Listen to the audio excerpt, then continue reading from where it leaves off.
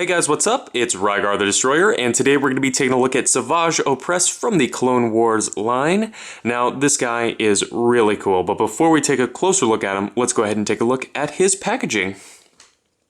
So here it is, pretty standard for this era of the Clone Wars. Really cool image of Savage over here on the corner.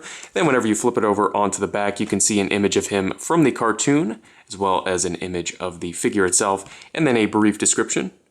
And of course, if you'd like to read that, you can go ahead and just pause the video. And then finally down here, it shows off some of the other figures that were released around the same time. So pretty standard stuff overall. So let's go ahead and get back to the figure itself here. Now Savage stands at, let's see here. Wow, a little over 4 1/4 inches tall. So he's a little bit taller than your average 3 3/4 inch figure, and that's good. Obviously, in the Clone Wars, he is much taller. So this guy is definitely impressive when you've got him kind of posed on a shelf. And this figure comes with a ton of accessories. The first one here is his staff, or I guess it's maybe an axe. I don't know. Either way, this is the more Clone Wars accurate version. Very cool. It's got 2 different colors of paint on there, and just a really effective accessory. The next one is the one that Hasbro made up, and as you can see, it just looks absurd.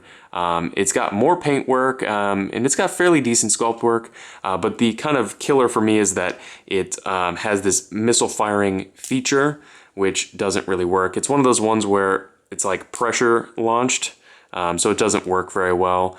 You could probably pose the figure with this without the missile, and no one would think about it, but just kind of an unusual accessory to me, one that I didn't think was necessary. Next up, of course, like all Clone Wars figures, he comes with a base, which I absolutely love, and then he's got the Galactic Battle Game die, and of course he's got his card. As you can see here, pretty cool. Obviously, I don't know if anybody ever actually played the game, but I do like that it meant every figure came with a stand, so I don't mind too much. As far as the figure's articulation goes, it's kind of so-so. We'll run through it. He's got a ball peg in the head with a really nice range of motion, ball hinge shoulders with a nice range, especially for a figure that is this bulky. He's got hinged elbows with a swivel wrists, then he's got a swivel waist, and obviously that's good because you don't want to cut up the sculpt work here, which I think looks good with all the tattoos. Then at the hips, he's just got swivel hips, which are impeded by his tunic here, and then he's got hinged knees with a swivel, and then no articulation at the ankle. So it is a little bit hard to pose this guy. Obviously, I wish they had done, a hinge or something down here at the ankle. But overall, it's pretty well done, and frankly, this figure looks amazing. It's taller than a lot of other figures.